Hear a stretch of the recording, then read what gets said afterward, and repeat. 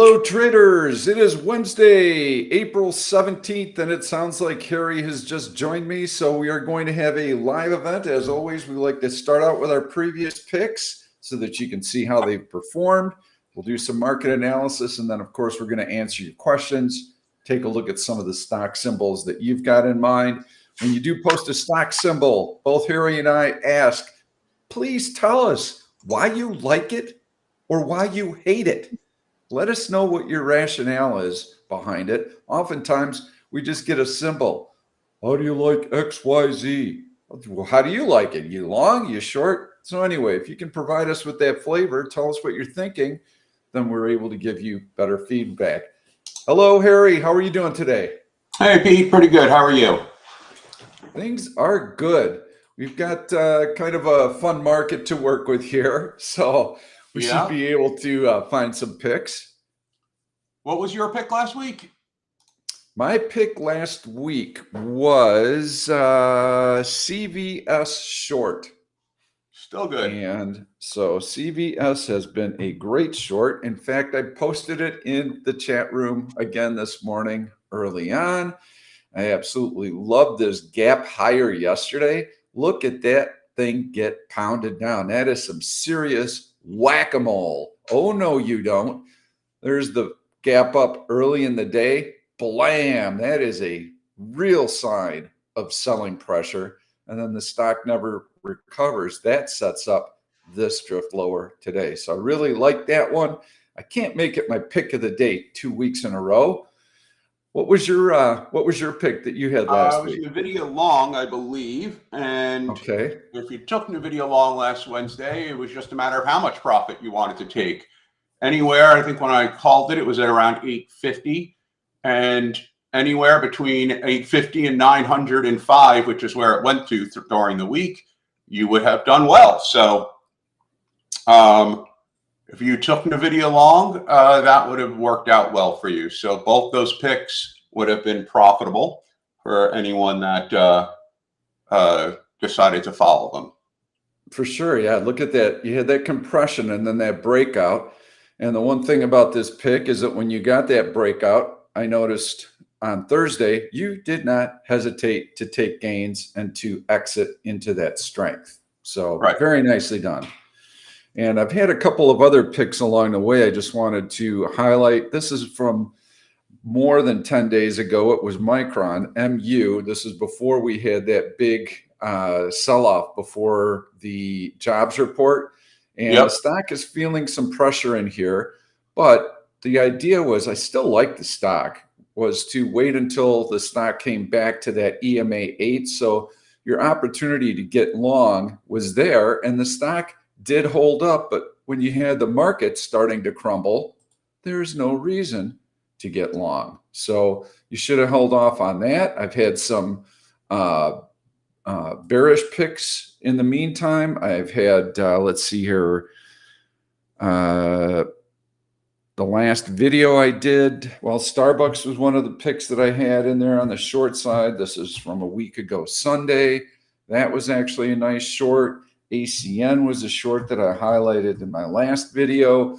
It's a nice short, but I want to get closer to that EMA 8 before taking that short position. And then I gave you a long to look at last week as well, which was SPOT. Look at how well that stock has held up when the market has pulled back sharply. This stock wants to go higher, but again, everything is based on the market. And right now, we're starting to see some pretty decent selling pressure. And this was the candle from Monday. So the market gapped up and then closed on its low. We had a doji yesterday, so market was not able to rally into that long red candle. Today we are getting follow through selling to the downside. So you can see that. Now we'll each talk about the market. Harry and I are actually in agreement that we both believe there is a bounce coming, but we don't know when that bounce is going to be coming or how deep this drop is going to be. So in here, we knew we were going to get a probe for support. So yes, you can start favoring both sides in here until you get a breakdown in here. That's why my picks have been on the short side. So now we get this drift lower. We're keeping them short term. We're sticking to day trades because we know that there's a risk of a bounce. How can both of us be so confident that a bounce is coming? Well, this strong price action tells us that a bounce will happen. We just don't know from what level. The deeper and longer this dip lasts, the less likely we are to take out the high. So as bulls, we would want to see a very small pullback here, very brief, and that provides us with a slingshot to a new all-time high. But if we don't get that, we keep pulling back and pulling back, maybe to this 100-day moving average even, then the bounce is probably going to make a lower high double top, and then we've got a real opportunity to look for some shorts this summer. So Harry, what's your thought process right now? I just don't see any reason for the market to break 500 here. I mean, 500 is a fairly strong psychological level of support. I mean, obviously, if there's not an SMA there, there's not a trend line that's covering it. But, you know, when you get to these numbers on SPY, like 400, 500, 300, and we've seen it each time, and you can go back historically and look, you see, you know, a lot of sometimes you see a bounce right off that level, right? In order to break straight through, in order to just drop straight down, you need a catalyst. You need something that's going to push the market to break what is normally thought of as a very strong level of support. I don't see that we have that here, particularly with earnings coming up. Now, sure, ASML kicked us off this morning and their earnings were lackluster. But, you know, that's just the first of many, and they're not usually considered a huge top indicator earning. So with earnings coming around next week in tech, most of them, obviously, we have Netflix tomorrow, and you have that 500 basis support. I'm favoring more of a bounce up as we head into earnings rather than a hanging around 500. But, you know, we will see. Volume isn't great right now. So this is not, you know, this is more of a buyer's boycott than it is anything else that I see. But I still see a bounce off 500 and a head back to where we were. I mean, you know, could the bounce be violent? It could, yeah. But that's what I'm looking at with the market. But, you know, there are shorts that I like. For example, I put on a short for ARM this morning. And I really like the ARM short. I did a put debit spread on that of 113, 110, and I did that for $1.28, I think. So I like the ARM short, irrespective of what the market's doing. It's very relatively weak, and so I put that one on. But everything else, I'm holding off until I see if there's a bounce. Yep, that looks like a really nice position. You can see how it did not bounce early this morning. So the market had a nice little, excuse me, gap higher. ARM was soft right from the open. Now, part of that is that we had earnings from ASML. They are a manufacturer of semiconductor equipment, and you can see there's your earnings reaction. It has put a lot of pressure on the chip stocks. Chip stocks have been one of the sectors that have led the market rally. Lots of excitement over AI, and that has been fueling some of the big tech giants as well. So when you lose one of the leadership groups like that, it hurts. The other issue that we've had is, I'm going to put up XLF because the banks have been dominating the earnings scene over the course of the last 5 days. And there you can see XLF is also starting to pull back after a very big, nice, tight, solid run. So you don't have leadership from this group currently either. I think both of those need to turn around, and then we've got a decent shot at having a really nice bounce. So, and earnings reactions, you know, we're getting into the crux of earnings season right now. Earnings reactions can often be misleading for 2, 3, 4, 5 days even.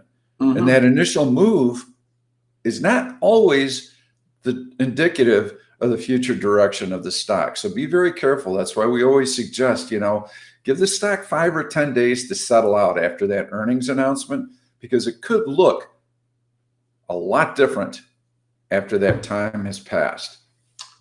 Here's a example of something I posted a while ago about trying to interpret the news on yourself. So, Jack, you say, do you guys have thoughts on NUE?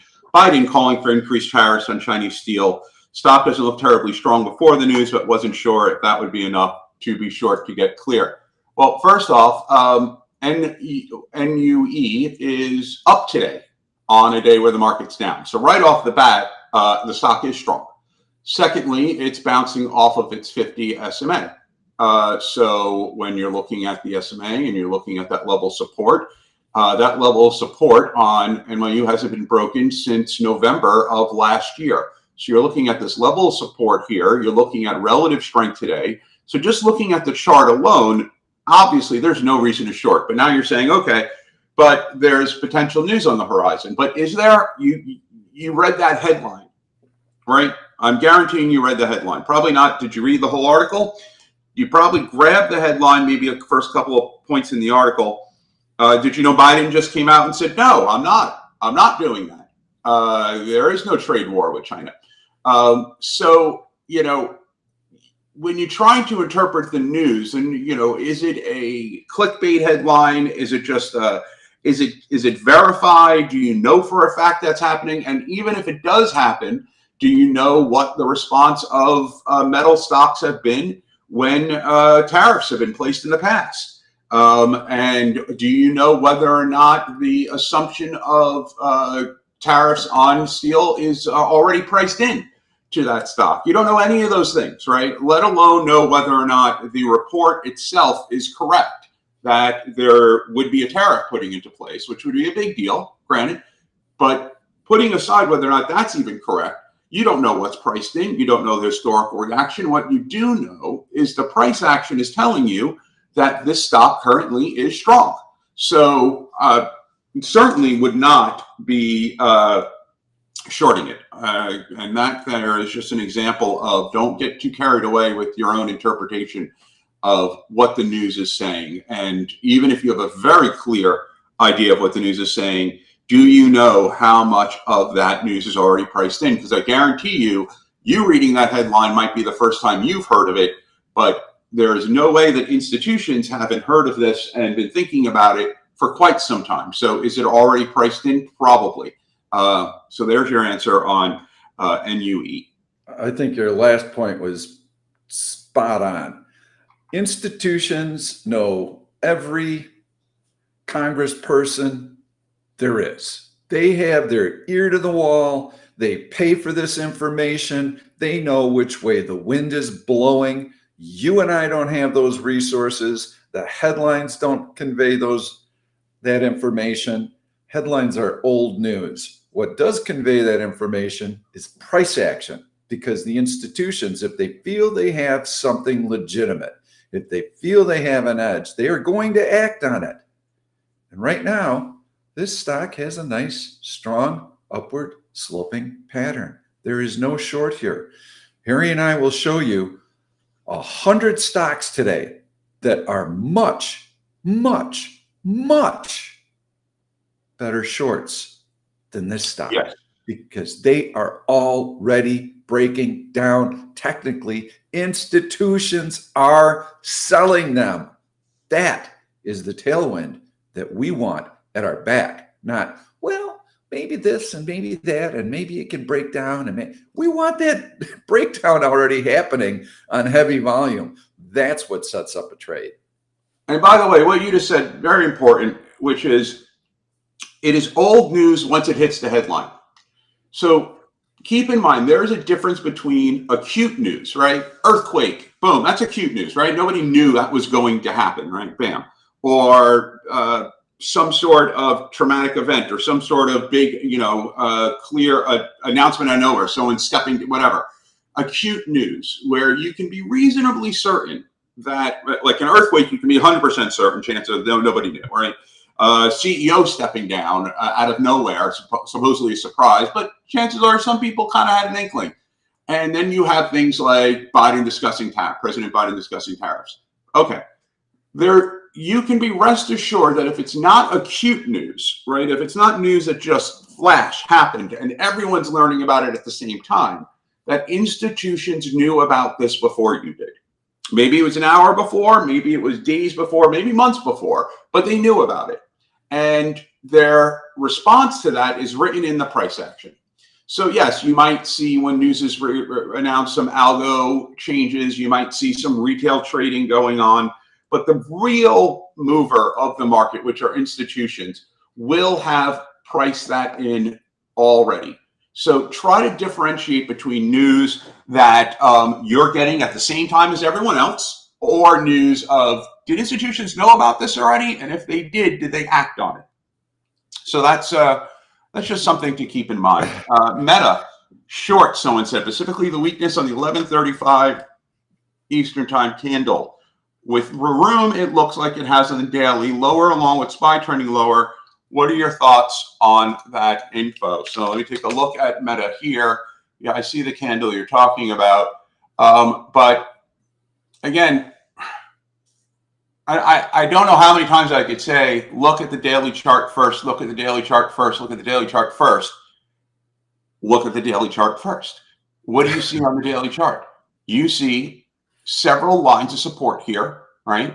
You see your first line of support coming at this 50 SMA, which is at 492.92. So it's right on it, right on that 50 SMA. I would not say it broke through that. Then you have your upward trend line here coming from February 13th.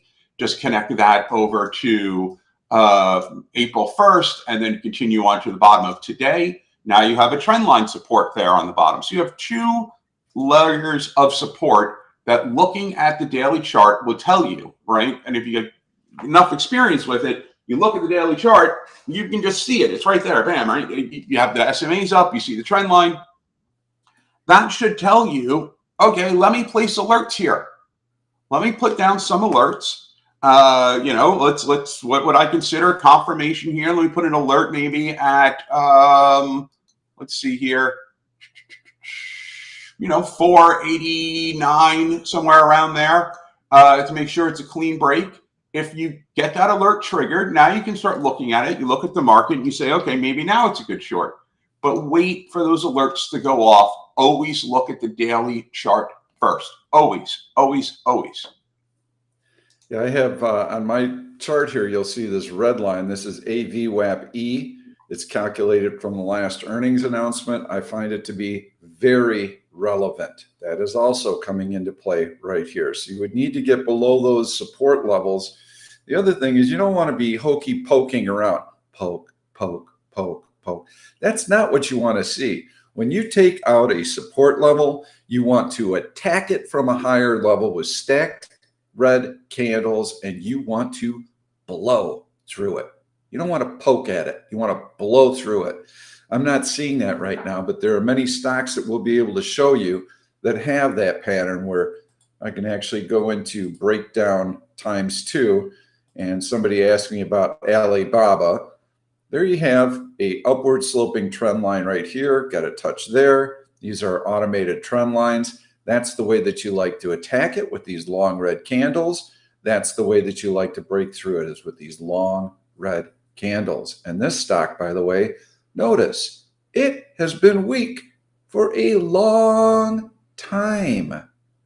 This is a better short than what we were looking at, where you have lots of upward sloping trend lines. I did have a question, Pete, and you know where I'm going to go with this one, Harry. This is one of my axioms. Harry does trade earnings announcements. He has fundamental information, and he enjoys doing that analysis, and he's got a great track record with it. My personal axiom, after trying to trade earnings for about 4 years and trying to devise a system, was that I never, ever, ever, ever hold over an earnings announcement. And my personal philosophy is that at best, my odds are 50-50. This is a binary event. If I trade the way that I normally do, I can get my odds 75, 80, 85 percentile. Why would I mess with earnings? I don't need to trade earnings. Then I'm having to monitor the reaction. I'm having to adjust the positions. I avoid earnings like the plague. So never buy options over earnings either, because the option implied volatilities are sky high. The odds are stacked way against you. You could get the direction right and still lose money on those options. Yeah, the only way to buy options on earnings is to go to a delta of 0.9. That's usually prohibitively expensive because you want to try to mitigate against that high IV as much as you can. And to do that, you got to go really deep in the money. And you're right. Look, unless you have an edge, there's no reason to make the trade. Doesn't mean you're going to win every trade. You're not, right? Anyone who says they are is full of shit. But you need an edge. What does an edge mean? By definition, it means you're better than 50-50. Now, people trade earnings and like earnings, and I get why. You trade earnings because you can get a big win, right? If you trade on the right side and you get a big move, let's even say you're trading NVIDIA earnings and you get an outsized move. Well, you can make a lot of money. But first, you have to get a move that is bigger than predicted by the market makers if you're playing options, right? Unless you're going deep in the money. So let's say you're at the money call for NVIDIA. All that premium there priced in is the premium they expect on the move. So let's say you're paying $17, or let's say in NVIDIA you're paying $30 in premium there. Well, now you need to move more than $30 on the upside just to break even. So now you're predicting the market makers were wrong and you got the right direction. Very difficult to do unless you have some sort of edge that brings you over 50-50. If you don't, look, if someone came in and said, hey, bet me $5,000 on a flip of this penny or quarter, whatever, would you do it? You wouldn't, right? Why would you? And oddly enough, people who walk into casinos would never take that bet, even though that flip of the coin is the best bet they'll have in the entire casino. They'll never take it. I'm not going to bet on a flip of a coin. That's ridiculous. That's still the best chance you'll have in that casino. You wouldn't do that, but yet, let's say that your earnings bet is 50-50, you'll still make that bet there. It doesn't make any sense. So unless you have some indication of an edge on earnings, and that doesn't mean a directional indication either, because like I said, all that could be very much priced into the price of the options. If everyone thinks it's going up, well, those calls are going to be damn expensive to buy. So I play them. I like Pete said, I have through JPM some fundamental information that gives me a better than 50-50 edge. But still, as you notice, I haven't played many earnings in quarter one, almost none at all for Q1. So I generally just stay away from it and stop trying to get the big home run play. I do want to point out our market view tab with pre-earnings options, because there's only one way that we trade earnings announcements. This was actually conceived by Dave Wise, one of the best traders Harry and I know. He's in our chat room, and this is a system that he came up with years ago. It's proven. And so what we're looking to do is to trade the implied volatility disparity between this week's option implied volatility and next week's expiration. And so what we're looking for, this is the table that we use. All of these stocks are going to announce after the close today or before the open tomorrow. And we can see what the option liquidity is based on our rating here. We can see what the open interest is. The column that's of particular interest to us is what's the expected move. And we know this based on where the at-the-money straddle is currently trading. So this is the expected move for the earnings announcement. This is the average move, and we've gone through and computed this over the course of the last 3 years, the last 12 quarters. This is the average move that the stock has made. This is the percentage of times that the expected move, so we track the expected move, we log it each time. This is the number of times that the stock has exceeded that expected move after the earnings announcement. So ideally, with this strategy, we're looking for companies that don't make those outsized moves very often, that don't go beyond the expected move. So when you see a quarter of the time, okay, this would be good. When you see None of the times that would be good. So you're looking for low numbers here, 13% of the time, 13% of the time. And then the other thing that you want to see is a fairly large differential between the at the money option IV for this week and for next week. And when you have a pretty large spread and a low chance that the stock is going to exceed the expected move, then there is an opportunity to do a calendar spread.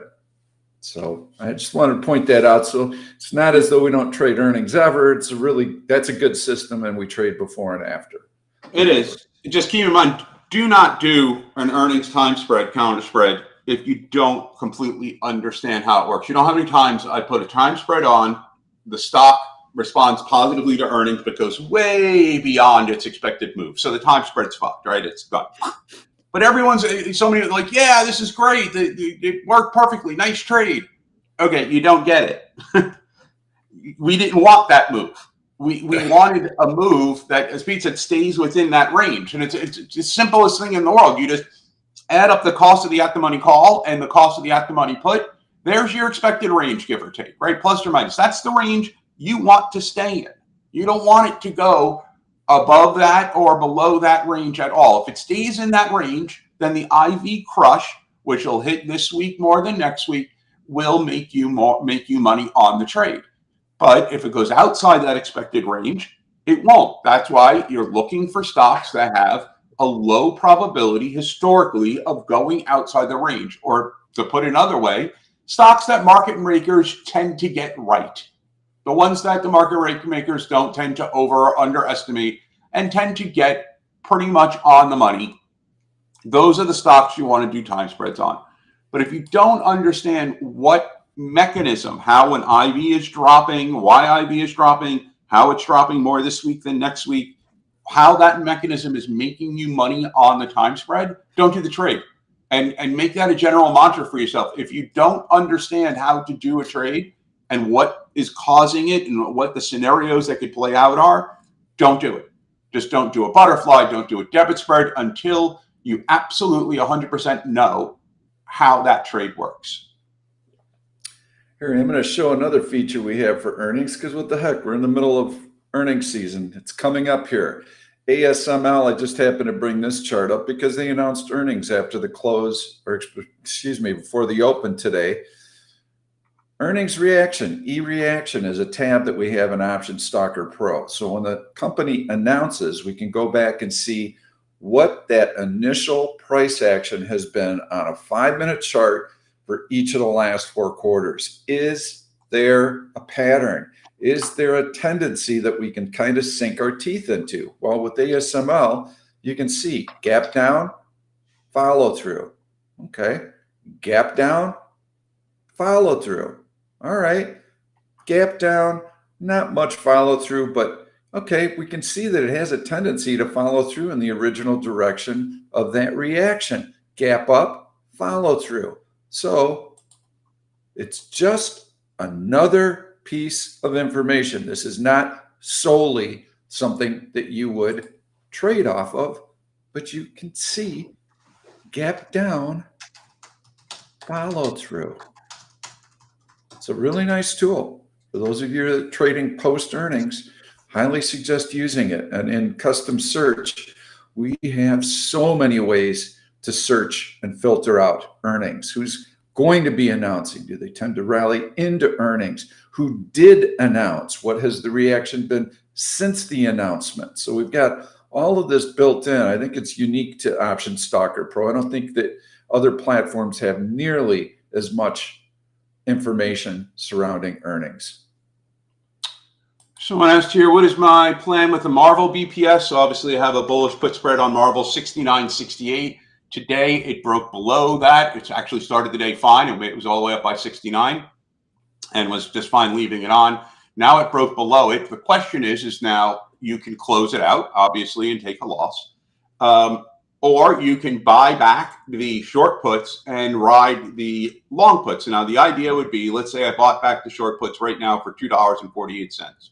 The long puts are $1.73. If you want to get full profit on that trade, you hold the long puts until they hit $2.48. right? Until they hit the price that the short puts that you bought back, of what you bought it back for. The question for me right now is, do I want to buy back those short puts at the moment with the market so close to support? Because if the market bounces here, I'm going to get a bounce in Marvel. How much of a bounce? I don't know. I still have 2 more days on the trade. So my inclination would be, if we break support here on the market, or if tomorrow it looks like we're still heading down, I'll probably buy back those short puts and ride the long puts to get to either break even or profit on the trade. If not, then otherwise you can close it for the loss. But there's still 2 more days on the trade. It's not that far. And if we get a market bounce here, Marvel will probably bounce right up with it, as most semis will. And so that's what I'm looking for. I'm right at that support level in the market. I'm not going to make any moves at the moment until I see where we're going. And you know, to this point, last week, we mentioned Marvel because we had put that bullish put spread on, but we also said, you know, listen, when you see this long red candle here before the jobs report, this is your warning sign, okay? This is when, if you had too much risk on, you needed to adjust your long positions. And this is when you start making your decisions. Which bullish put spreads do I want to hang on to? Which ones do I want to shut down? You still had time and those positions were profitable. Same thing with your long stock positions, okay? All right, I've got this information. It's time to lighten the load up a little bit and then see where we go from here. But we can sense that we are going to see some follow through to that big, long red candle. So, you know, if Harry's going through his positions, he's going to proactively manage them and decide, yeah, you know what? This thing's holding up pretty well. I get one little market bounce in here somewhere along the line. This thing is going to spring right back. So yes, I'm going to hang on to it. But again, that decision could have been made right in here. Someone said, given the market transition we've seen, would you still recommend, for example, a bracketed butterfly on Google? I never recommended a bracketed butterfly on Google. And looking at Google here, looking at the ATR, 3.21, and you're looking to do 160, 162, 165 calls, 150, 147, 145 puts, bracketing it there. I don't see any reason to do a bracketed butterfly on Google at all. I mean, you're doing it for the earnings, but Google doesn't move enough on earnings. Google's kind of a 1-0 thing. Google's either going to move within a very small range. Don't worry about the ATR when you're talking about earnings. Earnings is going to blow your ATR out of the water, or you're going to get an oversized move. So there are plenty of other stocks like NVIDIA that's much better for a bracketed butterfly than Google is. And how to trade when any news on Israel, Iran, or Russia has a potential to move the market in a big way. Well, one, you trade price action, right? And you got to be nimble. So make sure you're nimble, that you can move in and out of trades. That's why it's day trading and swing trading and not long-term investing. So you've got this sort of flexibility. 2, okay, fine. Here's, again, I wrote a whole thing on this. Certain news events, the more acute, the more pertinent the news event, the more it can override technicals, right? So major technical support on SPY right here, 500. Psychological support, all the support right here, 500. However, if there was a breaking news event in the Middle East or Russia or something like that, that could break through your technicals. Now, if you're a technical trader, that's an environment you might not be comfortable in. You might not be comfortable in, you're making these trades based on all the technicals, but any moment, boom, a big news event can come and change it. Now, in today's world, though, if you don't trade because of that, you're almost never going to trade. Because in today's world, there's rarely a time where you don't have the danger or prospect of a technical technical breaking news event. Yes, it's probably heightened now. So if you're more of a cautious trader, lower your position size, be more cautious, take things that are relatively strong or relatively weak, obviously, so it gives you a buffer in case you get a big market swing. And that's, you know, the zone you have to stay in. But if you're always going to wait because you're afraid that there's going to be a news event, you're never going to trade. Boy, this is a fun one. I got to make fun of this a little bit. And it has nothing to do with politics. Okay, I'm just looking at the stock itself. Hey, DJT looks pretty good here. The market is down and the stock is up. So this is sticking your head in the news. Okay, this is some dang heavy selling pressure right here. So is there a little short covering bounce in here? Yes, you do not fade that type of selling pressure. It ran up and now it's giving all of its gains back. There is no long here, okay? It temporarily has strength, relative strength on a 5-minute basis, okay? Could it continue to bounce? Sure. Would I be willing to stick my neck out on that one? Look at this. There's the D1 relative strength. It's relatively weak. The longer term time frames always carry more weight than the short term time frames. So no, there's no trade there yet. It's bouncing off the 100-day moving average. Big deal. I wouldn't trade this thing from the long side until I saw a little bounce with another sell-off and a higher low double bottom off of that 100-day moving average. Then I know buyers are interested. Right now, I don't know. The stock could have a couple of days of decent upside price action, and then blam, the next leg lower is $10 lower. Oops. It's a falling knife. Do not try and catch that. I think you should tell them to go long there, Pete. I think it's I think that's a great long. Oh yeah. That stock went to $5. It's still overvalued. But no. Take a look at that SMA there and go, yeah, Pete's right. This is a short covering bounce. These are people who shorted it at 50, 60. We have some in our room. Dave shorted the hell out of it. And now figured, okay, time to take profit right at this little support level. Great.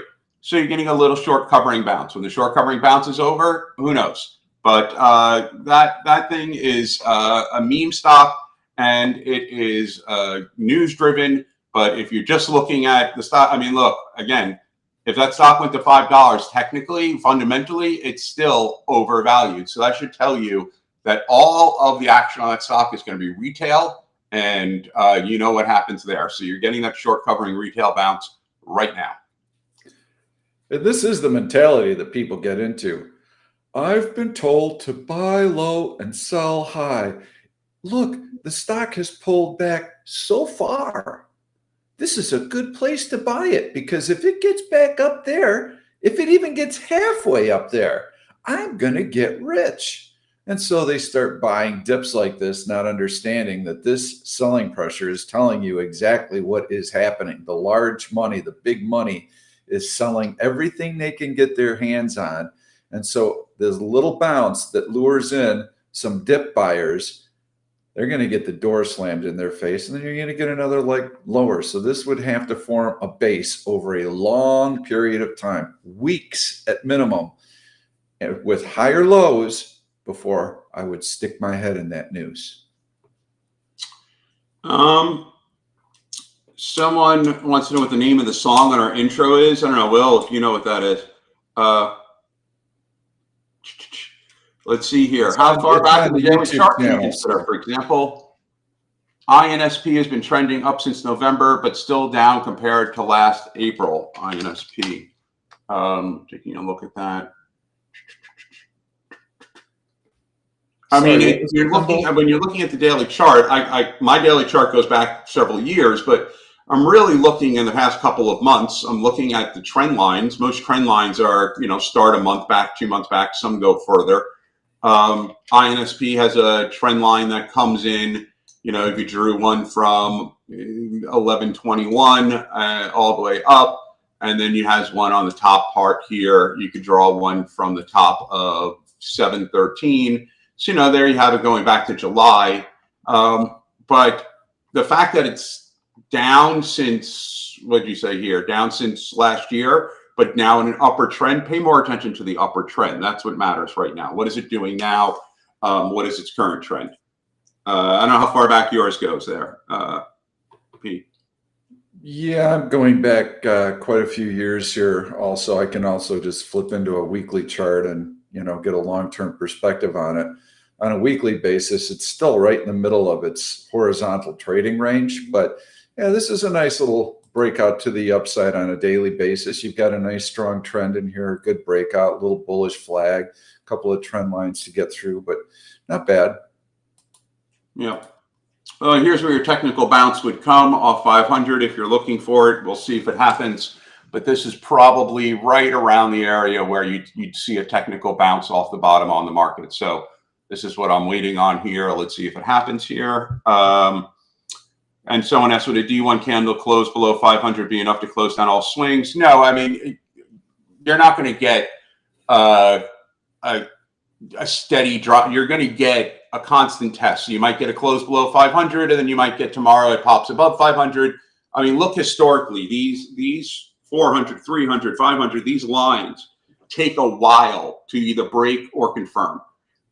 If we get a strong bounce off of it, great, 500 in the rearview mirror. If we drop to like 498, tomorrow you might see us go back up. So it would take a while. Confirmation is going to have a higher standard here on such a strong level of 500. But here's where I'm looking for a technical bounce. Let's see if we get it starting on this bar. But it'll be interesting to watch as we're right there on that spot where it would happen. If you are a longer term trader, let's say you've got a 2-3 month swing horizon, which is longer than we tend to trade, you are buying on this breakout here, you're adding here, you're adding here, you're adding here, you are adding on the way up. How can you possibly have that much confidence to buy and add to the position? Well, your average cost is way down here. So, no matter what, if the market does fall apart, you're still going to be able to bail out and make money on the trade. But you're averaging up to your winners, and you have confidence in doing so because the price action is so tight. You've seen no dips along the way. And you know that even when you get a move like this, at some point, these buyers are going to come back. I can guarantee you they are going to come back in. And right now, everybody's getting super, super bearish in here because they see this, and you are going to get the door slammed in your face and hard if you start shorting in here. Why? Because all these shorts are going to have to cover. And all it's going to take is a couple of long green candles. And now the heat is on. They have to cover. And that's what shoots you back to a new all-time high. Now, let's say that this dip is deeper and longer than we expected. You are still going to get that bounce. And when you make a lower high double top, it confirms this resistance. Now, on that lower high double top, which is not that far from the previous high, now it is time to take off your longer term swing positions. Now it's time to reduce risk. And for those of us who are shorter term traders, now is a time to start getting a little bit more aggressively short on a swing trading basis with the intention to add when we take out that recent low, and then add again as some of the major moving averages start to fall. I had a question in there about how should we interpret this drop and everything. So I kind of answered that question. Sell stop's getting triggered right now. Yep. And so the price action this morning, what I was looking at when I came in was, if I'm looking at a 5-minute chart or a daily chart, doesn't matter. When I see a long red candle like this, could be a long green candle that's breaking out to a new high. What I want to see, long green candle, new relative high, is instant follow through. That legitimizes this breakout. When I get a long red candle like this, yesterday we had a doji, and I commented in the chat room, I view this as more bearish than bullish. This was a day of rest, okay? You're not typically going to see two long red candles stacked back to back. But now we had this day of rest. How far into this red candle did we retrace? Not at all. Didn't even get into the halfway point of it. Let's put that 5-minute chart up. You can see that here's your drop from the previous day, Monday. Here's Tuesday. Didn't even get anywhere near into the middle of this range. Wham, wham, wham, wham, wham. Sellers are active. Near the close yesterday, it said, listen, normally we're going to see a bounce after a decline like this. We didn't see any bounce. That tells me that any gap up tomorrow is going to be a fade. Guess what? Got gap up. Boom, boom, boom. We start to fill in the gap. This was the tell for me. You see this bullish 1OP cross? This was our chance to attack that VWAP and get into the high of the day and then rally up right in here. We didn't have that happen during this part of the cycle. When we didn't rally and we started to leak oil, that told me, all right, you know what? We're going to continue to drift lower. And if we just drift lower in a very orderly fashion, this has a chance to gain momentum. Now, what we have to watch for is some type of selling climax. So we needed to continue to probe. We're looking for those long red candles and then long green bullish engulfing candles after that, and then stacking those green candles. Looks like you're going to be selling climax right now. I think so. Only then will we know that buyers are interested. Until we see that, we stick with our short positions and we ride them. Sean wants to know ad desk, ADSK, Autodesk, good short. I mean, it's good. There are better ones. It's above VWAP right now, and it's actually holding its own against this SPY drop. So I don't know if I would be so quick to short ADSK,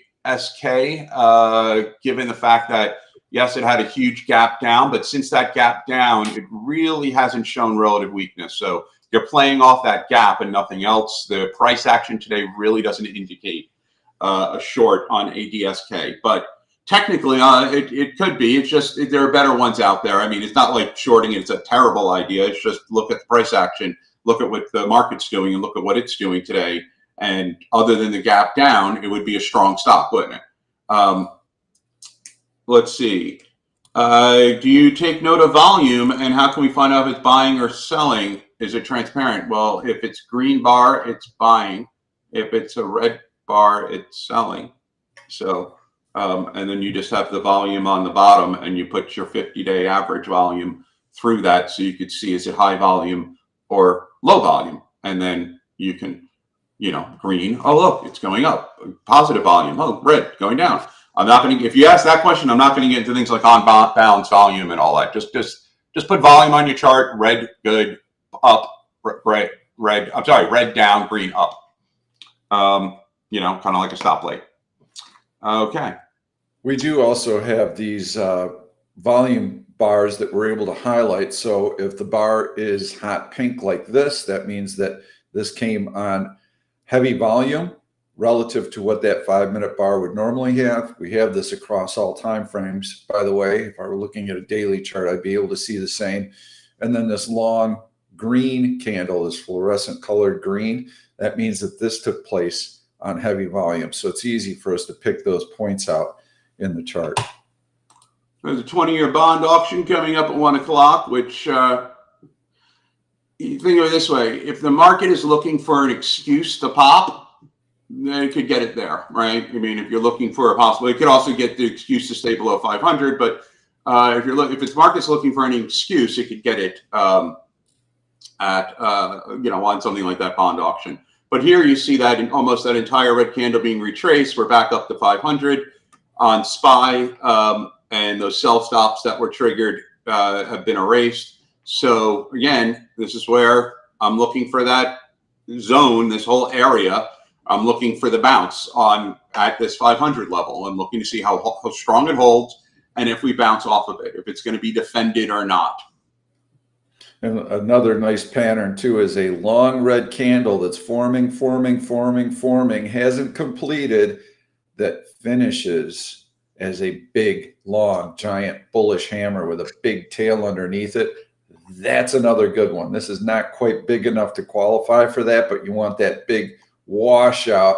And just as the candle's ready to complete, you see it race all the way back up, leaving that long tail. And then after that, you need the follow through. That candle alone is not enough. Then you want to stack another nice long green candle right after it. If you see that, okay, you might have started to find support.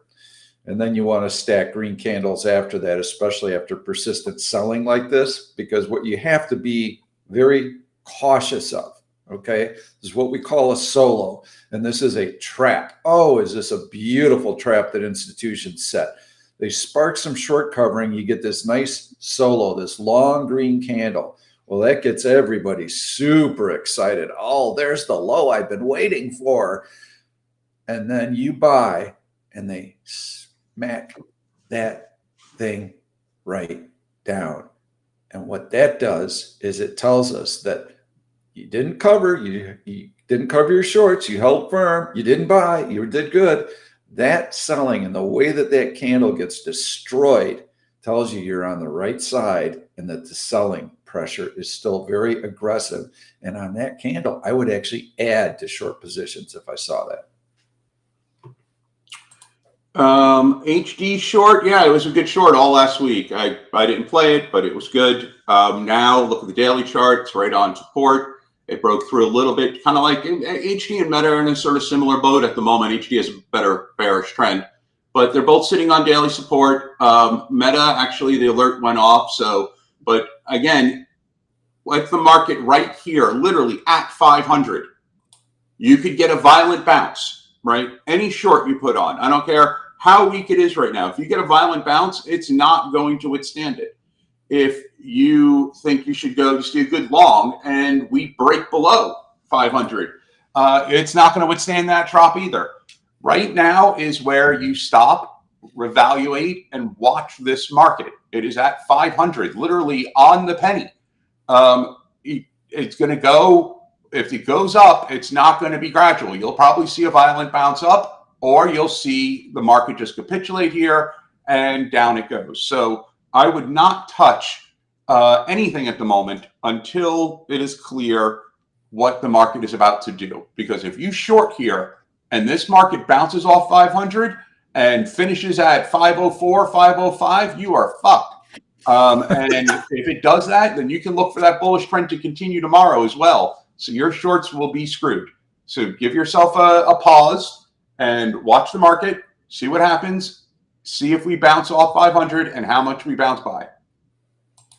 So I'm going to, let me just give an example to that too. So, when the market goes down, and let's go back to, let's go back to 2002. So you've got, this is the top right in here, and the market's going down, and you've got this heavy selling pressure. There's your upward sloping trend line, okay? Hey, the Fed's raising interest rates. Oh my gosh, the economy is going to fall apart. And so this is how 2022 starts off. Well, now you've just broken through this upward sloping trend line. This market is going to go to hell in a handbasket. I can feel it. Ha! Look at these long red candles stack. Oh yeah, short, short, short, short, short. Oh yeah, this is beautiful. Look at the magnitude of this bounce. Do you see how tall that was? That was probably a 300-point S&P bounce. Same thing here. Ha ha, now we get the next leg lower. Oh, this is going to be great. Look at the bounce from 405 to 440 right in here in a matter of days. It's a 400-point S&P 500 bounce. So on the short side, everything's going to look great, great, great, great. Look at this baby fall apart. Oh, I'm getting so short. And then you get your head handed to you. And then you look at it 2 months later and you go, dang, I was right. The market did keep going down, but it had these stupid bounces in between. Well, that's what we're setting up for right now. There is going to be a bounce. So until we see that lower high double top, I would not be getting aggressively short with swing trades. Stick to day trades. keep them on a tight leash and beware of that bounce because it's coming. You know, I had to bring up, this is one of the few rare times I'm going to agree with Jim Cramer. And I don't watch him, but I've read the piece on it, where he came out and said, you know, we started this year with the market, and when I say the market, institutions, everyone, thinking there's going to be 4 rate cuts. There's going to be all these rate cuts coming into this year. We're going to get rate cuts, right? All these people who all they remember is free money for like 10 years. If money was basically free, with interest rates down to almost zero. And they quickly forget that a 5% interest rate is normal. This is a normal level for an interest rate. And so, he points out the economy is going full blast right now. We haven't seen unemployment numbers like this in like 40, 50 years, if even then. We haven't seen jobs numbers like this. We haven't seen revenue numbers like this, manufacturing numbers like this, earnings numbers. I mean, just look at the earnings numbers, and all of these stocks tell you how the economy is doing. So you have this economy going full blast. Why would you cut rates when that happens? Why should anyone in their right mind be expecting rate cuts? Now, there will be, I'm sure, because Powell pretty much said, yeah, we're going to. But there's no reason to cut rates. Rates are at a normal level right now with the economy going full blast. You want to keep those bullets in your ammo in case the economy starts to falter. You can jolt it with a rate cut. No reason to jolt it when it's already jolted. So the economy's red hot, and when that happens, you generally don't cut rates. But yet the market continues to think there's going to be rate cuts. It started with 4, then 3, now it's down to 2. The only thing now that, because the market was bolstered on the idea of those rate cuts, is the idea that, well, we're not going to get rate cuts because the economy is so good, which means earnings are going to be great. It puts a lot of pressure on this upcoming earnings season, which is another reason for support on the market here with the earnings season just getting started. And I do not think the market's going to stray that far from its 500 level without knowing what Apple, Amazon, Google, Meta, NVIDIA, all these companies are going to be reporting, and that's just a few weeks away. I'll give you another market example dating back to 2021. You get this big market rally. Oh, market's so far ahead of itself. There's no way it can maintain this level. I can't wait for that first drop because that's when I know this thing is going to be such a beautiful short. So you get these long red candles for a few days, just like we're seeing now, okay? Oh, here it comes. This is great.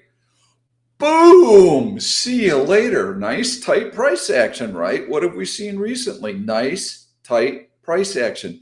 Every single one of these dips, I can guarantee you, because I saw it happen before my own eyes, the bears come out of the closet and this is the one. Yeah, this is the one you want to short, okay? And then you never hear from them again because they've been carried out in body bags. They lost all their money. These geniuses who tell you, yes, this is a market top, they're gone. You don't hear from them. And the market keeps going up. Yes, it's going to have pullbacks. This is normal. This is not unusual. It's very normal. So yes, I would be very careful with shorts in here. We have to see how deep this dip is. There's going to be a bounce. I am much more excited about playing this bounce than I am about shorting this market because that bounce, when these shorts cover, I would not be surprised at all to get back to 525, even with all the dark clouds that you hear right now. And I'm not going to go through the litany of them. You read the headlines, they're out there. When this baby bounces, there's going to be probably a good 2 weeks worth of get long, stay long, ride it. It's going higher. We stall out at the high. Take your profits. If we blow through it, hang on to those trades. That's how I'm going to be trading it. I'm just waiting. That's a good point where you're going to have a lot of short. If you get a bounce here, you're going to have a lot of short covering. You're going to have a lot of people who rode this down, and then now they're like, got to get the fuck out. Time to go. And off they go. And that's just going to drive it, fuel it even higher. We are about 30 seconds away from that bond market release, which is going to have an effect here, particularly given that we're at 500. And it's no coincidence that we're staying right, literally at 500 for that release. So we're at 500 and waiting for that number to come out, which is going to be in 10 seconds. and you'll see what the next candle brings. This is going to be a temporary boost or drop based on it, but it'll have an impact. So here we go, and 10 o'clock. Let's see where. Something on bonds while we watch is that this year, and one of the things that the government's been doing for many years, and I think it's kind of foolish, is they have been selling short-term durations. The average duration on U.S. Treasuries is somewhere around 3.5 years, I believe. And this year, the government has to finance $7.6 trillion of debt. That means there's a huge supply of treasuries coming to market. That means that it depresses, it pushes down the price. And that means that yields stay higher in that environment. So it's something to watch. It is definitely a headwind as far as interest rates are concerned with that type of supply coming to market. Personally, I would have loved to have seen the government do what they do so well, which is to kick the can down the road. I would have loved to have seen them 10 years ago issuing 30-year bonds like there is no tomorrow. They kick that can down into the next generation, which is, like I say, they're very good at doing that. I don't know why they didn't. Pretty strange, by the way. The bond market has not yet put their auction up. It seems like there's some delay in it, which is unusual. You generally don't see a delay on these scheduled auction times. So we should find a pick. I haven't even found a pick for today. Yeah, we need to find a pick, don't we? Yeah, we should find some picks here. I have mine. It's arm short. Arm short. That's a good one. ARM short is my pick of the week. You got your compression right here. You have your breakdown. You've got plenty of room down to that 100-day moving average. Looks like a pretty good one. And tech stocks have been getting hit pretty hard in here. I was looking at crowd earlier. I like the way that it's crowning right here, and it's right on that 100-day moving average as well. You can see that it's been weak relative to the market since March 26th. So even before the market started to show any signs of weakness, it has been drifting lower. If it takes out this 100-day moving average, that's a short that I would feel pretty comfortable with. Is it's already taken out the 50, it's below AVWAP-E, it's got a downward sloping trend line, get through that 100-day moving average. What did it do today? You're looking at crowd short? Yeah. You got the 100-day right at 290, right? Yeah, so it's got to take the 100-day moving average out. The market so bounces. Keep in mind that caveat. So it's got to take out that. If it takes out that moving average, crowd, yes, I agree. I will short crowd when it does that.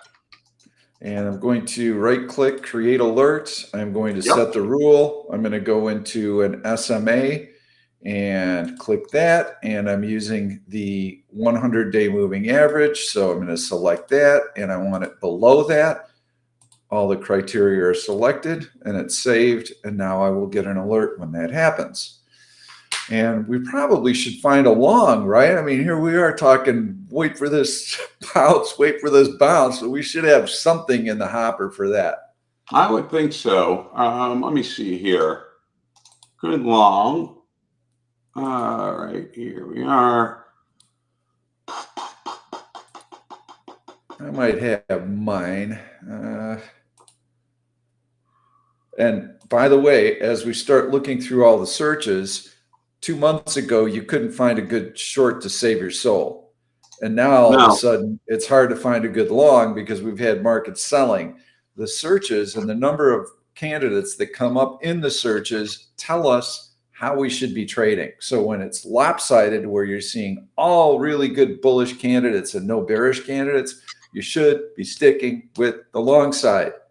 When that balances out, you see an equal number of both, you should be balanced. When you start seeing more shorts than longs, you just favor the short side. It's how it works. It's built into the system. Let's see here. Oddly enough, as a long, I like shop. Maybe not today, but I do like SHOP. I like this drop down to the 200 SMA, this bounce off of it, and then today, where pretty much every stock is down, SHOP is not. SHOP is up. I like SHOP as a long pick here. I wouldn't go too heavy into it, but if you're looking for a stock that's ready to bounce and has found support and bounced off of it and now is sitting there with relative strength today, SHOP is not a bad pick. All right. So for our longs, I'm going to put a market caveat out there. In order for us to even consider a long position, you could go with the open from today. You would at minimum need to be above that, but I would say we want to get through that 50-day moving average. You want that low to be set. You want to blow through that 50-day moving average. Then that gives us a launching pad to try and challenge the high. Are you comfortable with that, Ari? Yeah. That way we know we've got support. We've been able to reverse these candles here and at least get back to the halfway point of that long red candle from Monday. From that point and above, and if it happens with nice, strong price action and good volume, then yeah, I'm absolutely looking to take longs. So yes, that's interesting. I did put out SPOT on Sunday, and I still like that as a long. Look at how well that stock is holding up. So that would be my long. I did have another one I was looking at, but that's the best long that I'm currently seeing out there. Yeah. I think everyone should keep in mind, as earnings season, as you know, there are a lot. The stock you may be long on or short on may not have earnings, right? But a mover in the sector would. So let's say you're long on a semi, but NVIDIA has earnings or AMD has earnings. Now those are movers of other semis, right? So how they do, other ones will do. So just keep in mind, take a look. It's a very earnings whisper, whatever. You can look Option Stalker. There are these earnings calendars, very easy to look at, and just be cognizant of what has earnings, what's coming up, and is your stock going to be impacted by these earnings? Because a lot of people, I'm not playing earnings, but in a way you are. If you're playing a stock that's so correlated to the stock that has earnings, you're almost playing those earnings. So just be careful with which stock you're playing and what has earnings that night or in the next couple of days, because it will impact your stock. Now, there are certain stocks that are market mover earnings, right? NVIDIA, for example, Google, Amazon. These not only affect other stocks in their sector, but they're market moving earnings, right? So you have to keep that in mind as well. But certainly keep in mind stocks that are highly correlated to your earnings. So I think my long here, since I already used up SPOT, I would definitely keep an eye on that. I think my long is going to be Google. I just absolutely love this breakout here to a new horizontal high. The market's crumbling. It's falling apart. And this stock has been able to hold up extremely well. You put that SPY above the 50-day moving average with earnings coming up next week on Google, this baby's going to go. And we know that 75% of the time over the last 3 years, this stock has had a tendency to rally into the earnings announcement. We know that from our database and our searches. Yeah, I like Google. That's going to be my long. Which one? Google? Yeah, I like Google as well. I like that long. That would be that's a good pick. We can answer a few more questions and then I have one for you. Session. Someone asked 20 minutes ago, they asked, I just missed it. Would you consider the 11 a.m. to 12:30 a bearish divergence on the OneOP for SPY? Yeah, this whole cycle has been just one kind of float higher, just this gradual increase. So yes, I would consider this to be a bearish divergence. So typically when OneOP is rising, as it's doing right now, we're going to see the market rally. When the opposite happens, it's rising and the underlying is falling. This is what we call a divergence, and it actually is a sign of trend strength. We also can use this indicator for stocks as well. So stocks, though, do tend to have more divergences. So you really have to be able to understand this concept and how to apply it. Great. And it looks like we're getting that bounce over 500. I wouldn't call it confirmed here, but looks like the auction has certainly helped things along. You have any more questions on your end? Let's see. I'm trying to see if there's any for you in here. I think we've kind of knocked through a lot of them. Great. So, I think we're pretty good just in general. You know, we're both they're looking for short picks. They're long picks. Even CVS is still a good short pick, by the way, from last week. But I like Google long. I like Spot long. I like Arm short. And the other one was, what was your other short? Crowd. Crowd short, yes. Crowd breaking through the SMA, yes. Yep, crowd breaking through the SMA. All right, everybody, keep your powder dry here. We're going to get a bounce. Okay, so if you're overloaded on shorts in here and you have longs or many short positions on right now, you are in peril, because when we get this bounce, it may only last 3 or 4 days, but it's going to be big because you're going to have a lot of short covering. So best to just wait for this low to appear than to wait for that bounce. Your first decent trade is going to come on the long side. Okay, we don't want this dip to last another week. Then you can't be as aggressive on the long side. But if we get this resolved in the next couple of days, which I'm looking Thursday, Friday, this dip should be over, and then we get the bounce from this level, I think we could have a very considerable bounce, and I think there are going to be some really nice trades on that bounce. That's what I'm focused on right now. Here he is too. Yep. All right, everybody. Thank you. Trade well. Thanks, Pete. Thanks, everyone. Bye-bye.